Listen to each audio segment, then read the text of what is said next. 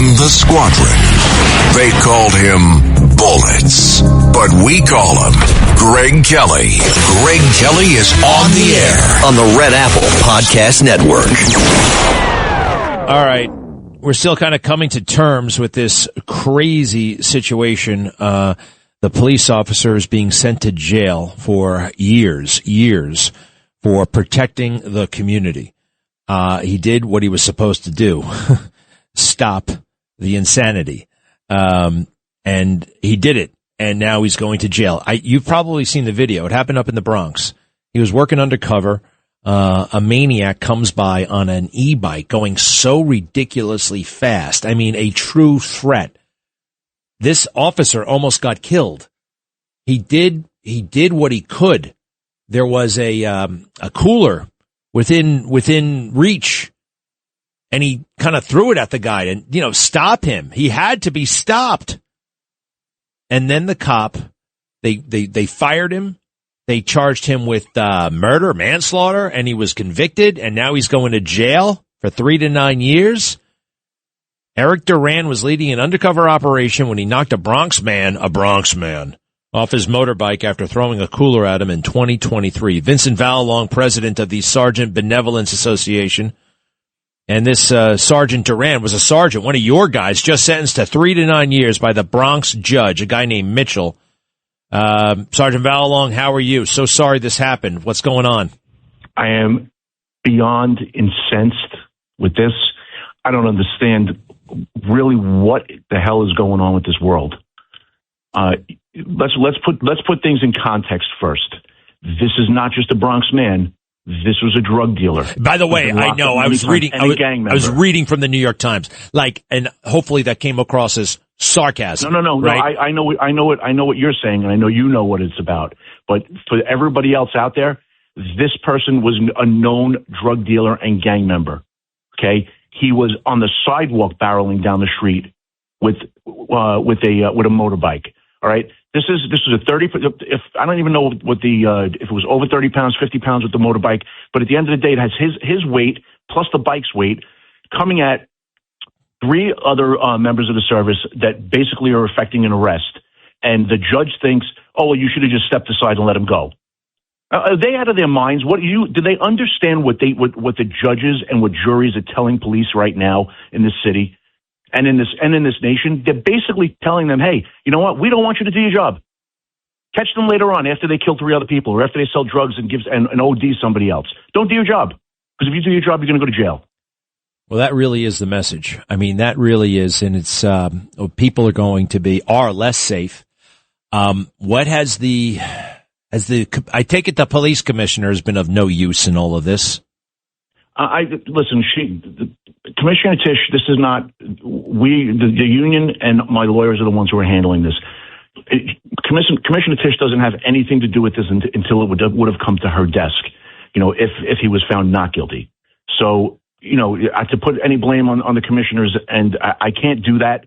I know what took place. I know where it took place. I know that the AG's office is the one who prosecuted this case. The AG's office should I don't know how it is that they're going to be able to look themselves in the mirror. They basically said every cop had some sort of skin in the game where they had to lie in order to make themselves look good. The guy who prosecuted this case is an out and out disaster. He should be ashamed of himself. Who's that guy? I'm not going to give his name. I'm sure it'll be in one of his articles. Well, it's a public record. I mean, all right. I understand you don't want to do that, but I'll be doing it shortly. What are the options right now? What the hell can be done at this point? And where is Sergeant Duran? Where is he right now? Eric was taken directly to the courts. He's going to Rikers Island. We're going to the First Circuit in order to get to put an appeal in order to keep him out until we actually have an appeal done on this case. And the judge wouldn't even put the sentencing off a week while we processed the paperwork. He felt he had to go into Rikers Island. So in a city and with politicians and with the AG and everyone's talking about criminal justice reform and they're talking about bail reform, it's not for the cops. It's not for the regular citizens. It's for the perps. It's for the recidivists. It's for the perps. That's who this is all about. And if the people of this city want to keep on voting these people in, this is what we are going to get going forward. This is going to be a very hard sell to the members of the service to look at a perp coming at them and not have to and know that God forbid they put their hands on somebody, they can go to jail, they can lose their freedom, and then never see their family again. So was he wasn't in custody before the sentence, right? He was no, on bail. All right. And now he's on Rikers Island. Oh, by the way, they're always talking, begging, stealing, crying about, we got to shut down Rikers Island. And they put this guy right there in the middle of it. And let's face it, as law enforcement, he's a target, big time. Does he have a wife and kids? He has kids. He has a wife. His whole family was there today. You know, he is, if you look into Eric's background, he grew up in the Bronx. His family came here, an Ecuadorian family. They were all there to support him. 50 plus guns taken off the street, thousands of encounters on the street. The epitome of he never even so much as getting a complaint on this job. All right. He worked in some really heavy places and went back to do good in his own community. And after 15 years, you're going to say that he made a bad decision and you're going to put him in jail for upwards of 9 years. I don't understand where humanity is here or where the sensibility is. All right. So back to the thing about the options. We're upset. We got to be cool here. And, what are the practical options right now to help this guy? The practical options are Andrew Quinn, who tried the case, and Arthur Aidala are going to be doing the appeal. Right now what we're looking to do is get him out of Rikers and have him out for the whole process until we can actually have an appeal done on this case. Well, I like Arthur Aidala very much, and I like these lawyers. Hey, some guy was playing a game. So it was a bench trial, right? Yes. Did you ever think about going with the jury? I mean, I know you weren't the defense, but did you ever, why did they do that? Everybody thought this one through. I mean, the Bronx, it's hit or miss. I mean, we all know you could go in front of remember, it was a group of people up in the Bronx that actually okayed him to be indicted on this case. And the judge came off that he would be very fair and impartial. And, I don't know. I have my own personal opinions on this, and I don't like the decision that came down. It sends a really, really bad message to every single member of law enforcement throughout this nation, let alone this city. How long is that? It's an emergency. They can possibly get him out of jail right away. That's the goal, right? No, it'll probably take upwards of a week at least. So he will be in there for more than likely a week. How old is Sergeant Duran? He's got to be a lot younger. He's got to be in his 40s. What was it like? What do you say? He got fired from the job when? As soon as they came down with the decision and they convicted him. Oh, you mean he was all right. So the department had not dispatched. Sometimes they do that. You know what I mean? So they waited until the verdict. Well, good. As soon as he was convicted of a felony in the court, they basically removed him from the job. He's now cut loose from he's cut loose from the service. All right. But we as a union feel, normally this isn't the case. You don't move on with an ex-member of the service. But this is something totally different. When you're acting in the line of duty and you're doing exactly what it is you're supposed to do, he had 2.5 seconds to make a decision on this. How do you in good conscience move away from a case like this and not fight it? And we're going to raise money for his appeal outside of the union. But, I'm going to need everybody on board at some point in time in order, that is really, really incensed and knows that this is the wrong thing to get on board with this. Well, if you talk to him, give him our best. I'm sorry this happened. I've seen the video. Folks, you probably saw the video. It's not like the most terrifying thing you've ever seen either. I mean, we see videos online, we see them all day long. It's like, okay, the guy's on a motorcycle. He's going crazy. It's not an unnatural reaction on the part of the sergeant here. It's not. Well, the judge felt that it was. The judge felt that he should have just stepped aside and let him, and he would have given him enough room to probably run over the guys who were affecting the rest behind him. Yeah, that's a reasonable thing for a civilian to do. You know what I mean? But if this was a civilian, Greg, we're not even having this conversation. I think we all know that. Well, it's unbelievable. I don't know what to do. I'm so glad Arthur Aidala is involved. Sergeant Valong, thank you very much. And as we say goodbye to you, I'm going to play a clip from Newt Gingrich years ago, warning about judges who get high on their own supply and drunk with power. Our founding fathers, hundreds of years ago, were so afraid of something like this happening. This is part of the problem right here. The judges, this judge, what he did. Thank you, Sergeant Val Long. To be continued. Newt Gingrich, this is important. Take it away. Read the Declaration of Independence. A very large number of its specific charges against Great Britain involve dictatorial judges. The fact is the Founding Fathers deeply distrusted judges and thought that the lawyer class was dangerous and that you could not give them unbridled power or they would undermine and destroy free society. Now, this is not some marginal position. Thomas Jefferson, asked about judicial supremacy, said, that is an absurdity. That would be an oligarchy. And it's doubly dangerous because, you see, if judges think that they are unchallengeable, they are inevitably corrupted. Corrupted in a moral sense. I don't mean taking money, but I mean in a sense of arrogance, in a sense of imposing on the rest of us. Lord Acton warned in the 19th century that power tends to corrupt, and absolute power corrupts absolutely. Notice he dropped the word tends. And the courts in the last 53 years have proven that Lord Acton's right. Because with each passing decade, the judges have become more hostile to the American tradition. They now openly talk about using foreign sources of information because, after all, the American Constitution is so old and so antiquated. A justice who believes that shouldn't be serving on the American bench. One of the major impediments and threats to democracy today is the very behavior of the law schools, which teach a usurpation of power in a way that is utterly unsustainable. Founding Fathers designed our Constitution based on Montesquieu's concept of the balance of power. We're supposed to have three co-equal branches. There can be no supremacy if there are three co-equal branches, by definition. Otherwise, you'd have a superior branch and two inferior branches. But it's worse than that. If you read Hamilton in the Federalist Papers, he says the courts couldn't possibly take on the legislative and executive branch because they would inevitably lose. Jefferson is the most clear example of taking on the judiciary. In the Judicial Reform Act of 1802, the Jeffersonians eliminated 18 out of 35 federal judges. Didn't impeach them, just abolished their offices, told them to go home. Jackson, in tackling the Bank of the United States, which he said was a overly centralized form of power, think of it as the earlier Bernanke, was told, well, the Supreme Court has said that it's constitutional. He said, fine, that's their opinion. He said, I have a different opinion. I'm the president, they're a court. They get their opinion in court. I get my opinion in the White House.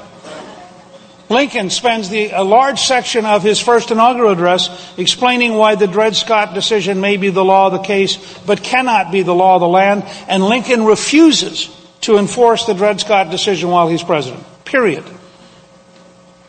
So people who come in and say, oh, as Nancy Pelosi once said, if the court speaks, it's as though God has spoken.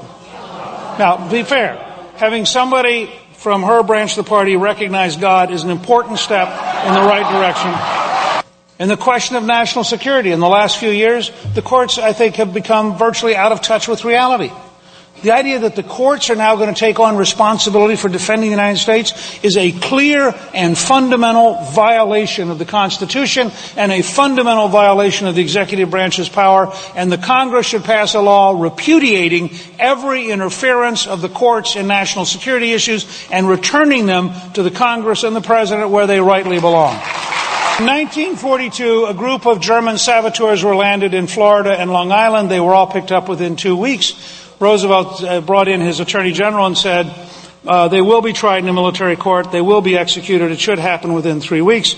And tell the Supreme Court if they issue a writ of habeas corpus, I will not honor it, and therefore they should not issue it. I am the commander-in-chief in wartime. They aren't. Congress has the power to limit the appeals, as I mentioned earlier. Congress can cut budgets. Congress can say, all right, in the future, the Ninth Circuit can meet, but it will have no clerks. By the way, we aren't going to pay the electric bill for 2 years, and since you seem to be rendering justice in the dark, you don't seem to need your law library either. This is, by the way, I am paraphrasing Hamilton in the Federalist Papers, in which he is defending, he says flatly, the judiciary is the weakest of the three branches. I mean, this modern model is just totally opposite the American tradition. Wow. Newt, you're amazing. A living legend. And a lot of that applies to that crazy judge up there in the Bronx. We'll be right back. Greg Kelly on the Red Apple Podcast Network. We got that commercial from a little around the time I was born. Take a look at this. It's a coffee commercial, and the son of a bitch. Talk about how sexist things were. It's black and white, and it's in a suburban kitchen. All right, and this is what happens. It's for coffee, Folgers actually, which we still can drink. Right? I think we got Folgers, right? Go ahead. Harvey, want anything special for your birthday? Just a decent cup of coffee. You're kidding. I'm serious. Honey, your coffee's undrinkable. It's pretty harsh. Well, so's your coffee. You know, the girls down at the office make better coffee on their hot plates. Well, see you later. And he didn't even kiss me goodbye. You know, if I could just make a decent cup of coffee, I could relax. So, relax. Why don't you try Instant Folgers? Tastes good as fresh perked. Good as fresh perked. I'll surprise Harvey for his birthday tonight. Hey, great coffee. It's Instant Folgers. Doesn't it taste good as fresh perked? Better. Better than those girls make at the office? Honey, their coffee can't hold a candle to yours. Instant Folgers taste good as fresh perked. Try it. Oh, how sweet, huh? Nice compliment for the wife. Oh, your coffee's better than the girls at the office. I have a feeling the girls at the office do other things other than coffee. Right? What's his name? Walter? Harvey? Unbelievable. She spends all day worrying about disappointing her husband with a cup of coffee. You son of a bitch, Harvey. I mean, man, in the commercial, you get the sense that he's about to hit her. You get the sense he's about, that reminds me, The Honeymooners, greatest show on earth. But they did come awfully close to domestic violence, didn't they? Pow! Right in the kisser, to the moon. He was going to punch his wife. They would have arrested Ralph. Actually, they wouldn't back then. Crazy.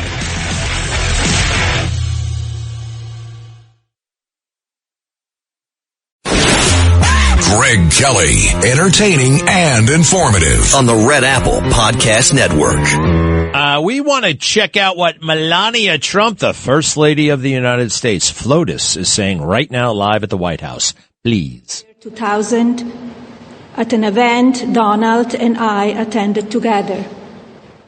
At the time, I had never met Epstein and had no knowledge of his criminal undertakings.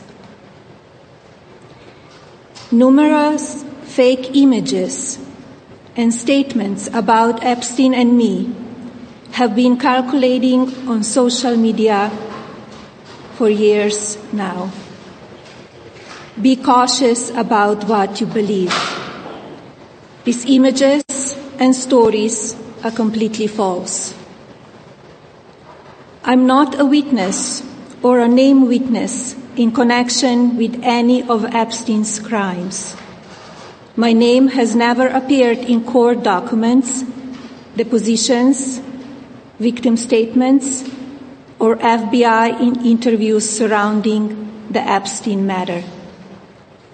I have never had any knowledge of Epstein abuse of his victims. I was never involved in any capacity. I was not a participant, was never on Epstein's plane, and never visited his private island. I have never been legally accused or convinced of a crime in connection with Epstein's sex trafficking, abuse of minors, and other repulsive behavior. The false smears about me from mean-spirited and politically motivated individuals and entities looking to cause damage to my good name, to gain financially and climb politically must stop. My attorneys and I have fought these unfounded and baseless lies with success and will continue to maintain my sound reputation without hesitation. To date, several individuals and companies have been legally obligated to publicly apologize and retract their lies about me, such as Daily Beast, James Carville, and HarperCollins, UK. Now is the time for Congress to act. Epstein was not alone. Several prominent male executives resigned from their powerful positions after this matter became widely politicized. Of course, this doesn't amount to guilt, but we still must work openly and transparently to uncover the truth. I call on Congress to provide the women who have been victimized by Epstein with a public hearing specifically centered around the survivors. Give these victims their opportunity to testify under oath in front of Congress with the power of sworn testimony. Each and every woman should have her day to tell her story in public if she wishes, and then her testimony should be permanently entered into the congressional record. Then, and only then, we will have the truth. Thank you. Very, very beautiful. Very strong statement from the First Lady of the United States. Now, why does she do this? I wasn't expecting it. 2:30 in the afternoon, she just walks up to the cameras and she starts talking about that. Look, this has been building. The poll came out that showed her very unpopular. Her approval rating dropped 30 points since the first time that she was First Lady of the United States. This woman does nothing wrong, and there's nothing to not like. And that those opinions and things and memes and pictures, fake pictures were out there. I like the way she went out there and addressed it head on. I had nothing to do with this guy. Stop lying about me. Lots of people have lied about me, and they paid a big price, and you're going to pay a big price too if you continue to lie about me. I like it. I like it. Now, one thing where I don't see eye to eye with her on, though, okay, and I doubt that she has done the deep dives I've done into this whole Epstein situation. But the Epstein situation has become a total witch hunt. It's a total witch hunt. And I don't like witch hunts. I don't. I will not. When I see one, when I see a mob forming, I get a little bit nervous. I'm like, okay, what the hell's really going on here? Because when people yell and scream and shout, it's okay to yell and scream and shout sometimes. But then when you stop yelling and screaming and shouting, okay, what do you have here? What's the evidence? All right, let's go through this. And all they have is yelling and screaming and shouting. And I looked a little bit closer and I'm like, just because you're a woman and just because you call yourself a survivor, it doesn't mean you are credible. And in this society, actually, for a lot of people, it does. No questions asked, right? No, everybody gets questions. Just because you say you're something doesn't mean you are something. And a lot of the alleged survivors or purported or supposed survivors of Jeffrey Epstein, and this is a scandal right there, baby. Okay, it is. Guess what? They were adults when they met Jeffrey Epstein. They were 21, 22, 23, 24, 25 years old. A lot of them. And I'm like, look, I hate sexual exploitation or child trafficking. Absolutely. We abhor it. Show me it and we'll find it and we'll stop it and show me the sex traffickers. We'll grab them. But they haven't been able to do that. And, I'm not one to defend Jeffrey Epstein, but I am one to say, you know what? I'm just not gonna lose my mind because the left decided to lose their mind on this thing suddenly, overnight. Now, where did this story come from? Jeffrey Epstein died in, I think, 2018? He was in his late 60s. He had been around for a long time. When was he convicted of sexual child abuse? 2008. 10 years go by. You don't hear a peep about the Jeffrey Epstein matter until 2018. Why? Why was he arrested then? Why did they swoop down and arrest him at that time? Was he in the middle of a child sex traffic orgy on the island? No, actually. No. You look at the indictment, it's all about stuff that happened in the 90s. Same for Ghislaine Maxwell. The reason why it became a story again, because the fake news decided this was a way to get Trump. All right? So whenever you put Epstein in the news, it's an excuse to run that video of that party from like 1989 at Mar-a-Lago, right? Remember that one where Trump is kind of dancing and Epstein is standing there? Ooh.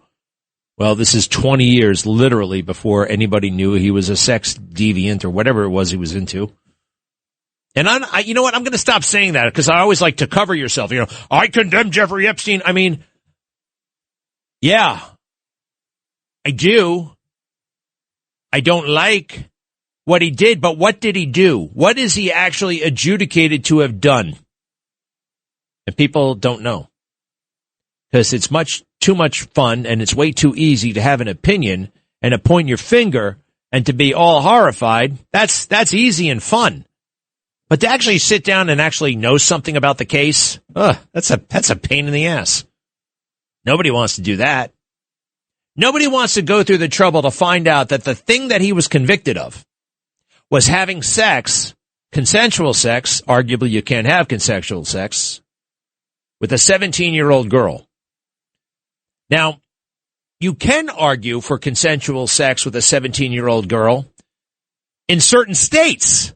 In certain states, a 100-year-old man is allowed to have sex with a 17-year-old girl if the 17-year-old girl is down to get down. Consenting adults. In like 38 states, 17 is the age of consent. I didn't make that law, but it's the law. In Florida, it happens to be 18. That's what they got Jeffrey Epstein on. How about that one? And people are wondering, like, oh, he got such a sweetheart deal. Actually, he got a very strong, stiff deal. Very strong. Very harsh. Very harsh. He got a year and a half in prison and sexual offender status. Oh, what about the sweetheart deal? You heard a fantasy of the fake news. You ever see all these teachers who are getting arrested for having sex with kids over there in New Jersey? You ever read any of those stories when they get arrested? I know you read them. Everybody clicks on those stories for some reason. You ever follow up 3 years later when they're actually adjudicated? 2 months in probation. 6 months suspended sentence. 1 year home confinement. Doesn't have to register as a sex offender. Happens all the time. I don't understand it. I don't know why. But it's true. Sometimes when you actually find out more of the details of the case, you find out, oh, wait a second, there is such a thing as mitigating factors. Right? What if the 17-year-old boy is, 6'5" and 200 pounds and applied pressure to get in with the teacher? Like, these things come into play. They do. We're grown-ups. We can handle it. It's just fascinating to me. So, it's just a lot of people shooting their mouths off who know nothing about this case. For instance, Ghislaine Maxwell. Ghislaine Maxwell is in prison right now. Oh, I didn't tell you why this thing became a story again. It became a story because President Trump appointed Alex Acosta to be the Secretary of Labor. Alex Acosta is a good man. Sterling credentials. The locals in Florida were screwing up the case, and that happens in law enforcement a lot. Sometimes it's the other way around.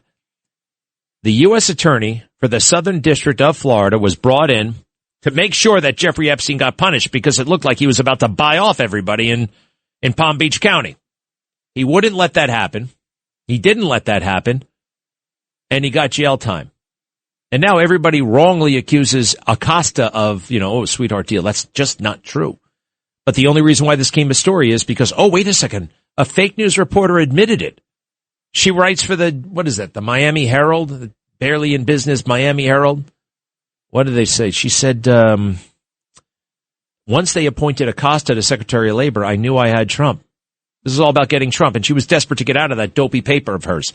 So, Just go easy there. And there are real victims in all of this. People like Melania Trump.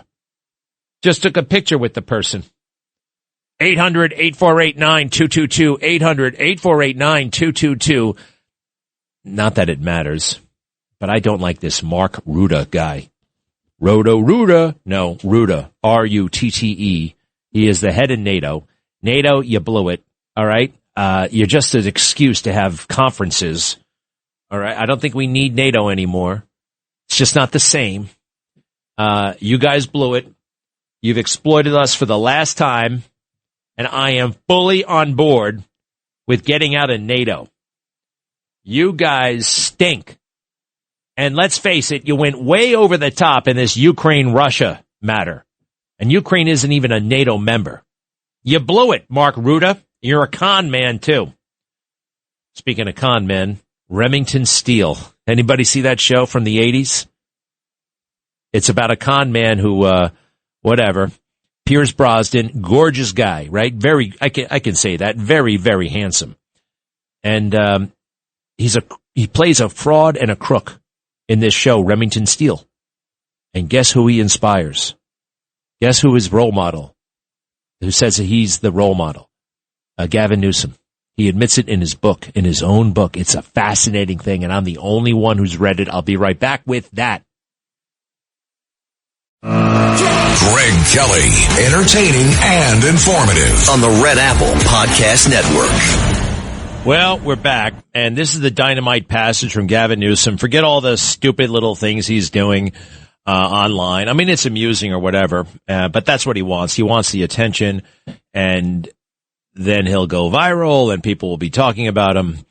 But there's something very, very off with this character, and he is trying to imitate President Trump without recognizing that when President Trump communicates, he's not doing it chaotically, he's not doing it wildly. It may seem like that at times, but there is a strategy. And the essence of President Trump is truth. The essence of Gavin Newsom is farce and spectacle. And look at me. And it doesn't work. It just doesn't land. And that's one of his big problems. But his problem goes way deeper than that. And I couldn't believe it when I was reading the book cover to cover, as I have done. And I'm telling you, I'm about to on the verge of publishing part 1 in a 3-part series about him and his book on my Substack, Greg Kelly USA, Greg Kelly Substack. You can find it pretty easily. But this will be published probably tomorrow morning. I already have one about my friend Bill Stevenson, who is still in jail in Delaware. This is what he writes, okay? First of all, look, we all screwed around with Cliff Notes, right? A little bit. I mean, did you screw around with Cliff Notes in high school? I did. I remember the librarian got on to us, right? Back then we had the librarian to worry about, and he took the Cliff Notes away. Listen to this. This is the little part, and then I'll get to the big part.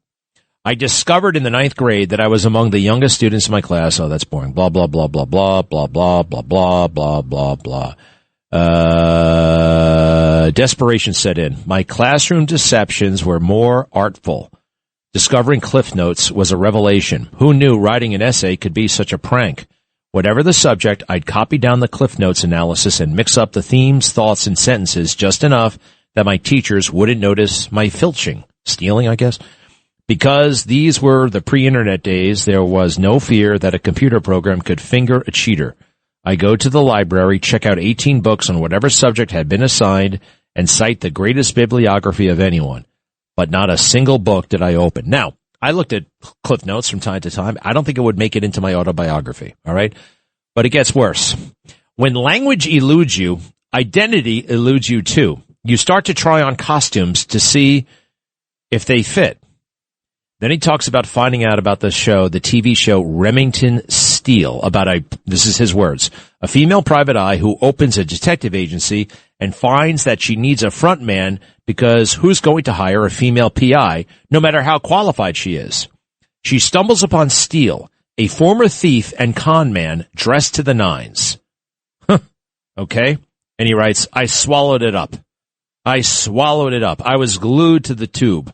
I became obsessed with Steele, his impeccable dress, and perfect rejoinders. I started to copy some of his mannerisms, and the wrinkling of his brow being the first. Then I went shopping and found a suit and a classic fit button-down shirt that looked something like his. I accessorized it with a tie clip. It wasn't enough for me to keep the suit in the closet for formal occasions. I decided to adopt it as my attire for school. Not every day, but enough days to make Remington Steele proud. I was alone in my sartorial choice. I don't believe I was seeking attention for myself because I was an introvert.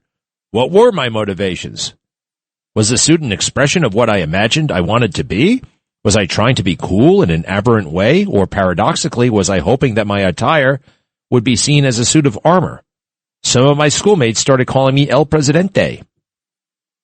That's it. No, like a confession of being a fraud or anything like that. It's amazing. I got to go through this really quick. Yes, Michael. Hi, how are you, Greg? Good. So I just wanted to go back to what you were saying about service, and where everybody's a citizen, and it's sort of the same thing whether you're in the service or whether you're a citizen. And I just want to point something out that you may not have thought about, but I think they're different. And the main reason they're different is because people in the military, people in the fire department, people in the police department, those people put their lives on the line. They're risking their lives where the average citizen is not risking their life. And because they're risking their lives, I believe they should have some special, treatment or be given, the proper, be looked at in the proper way because they are. Well, I know, but once they get out of the military, right? And we appreciate that. We revere military service. That's not going away. But afterwards, shut the hell up. I served, you didn't. That's going on right now. Listening to Mark Kelly brag about how many aircraft carrier landings, brag about how many combat missions, brag about how many times he's been into outer space. And his message is, shut up. I know what I'm talking about. The seditious six, all those members of the CIA and the military telling people to defy President Trump's order, they are harnessing your admiration, right, and their status, and they're using it to undermine democracy. I want you to think of it that way. It's great that you served, but I'm sorry. They have taken advantage of you and me for far too long. They've taken our admiration and they've weaponized it, and they're trying to silence people. Does that make sense, Michael? Yes. I'm telling you that's happening. And I understand about, yes, sacrificing the life, but also sacrificing, sacrifice is sacrifice. And the way you say it a little bit, the way some say, well, what's in it for me? I need this adoration and I need this special status. I think that's getting a little bit dangerous. Patrick, real quick.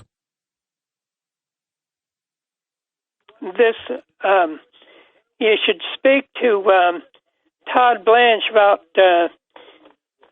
suing or prosecuting the Democrat judges that said that Leslie Hagen couldn't be appointed by President Trump. Article 2, Section 3, last sentence before you go to Article 3 says the president has ability to appoint whoever he wants to. You're talking about Lindsey Halligan, right? Yes, Lindsey Halligan. I know.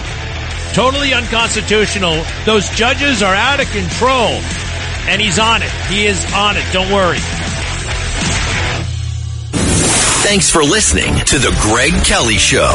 You can hear The Greg Kelly Show weekdays at 12:15 on 77 WABC. If you like the podcast, share it with your friends and listen anytime at WABCRadio.com and download the WABC Radio app. Hit that subscribe button on all major podcast platforms. Plus, follow WABC on social on Instagram, TikTok, Facebook, and X. See you next time for a new episode so you never have to wonder. What the heck is going on here?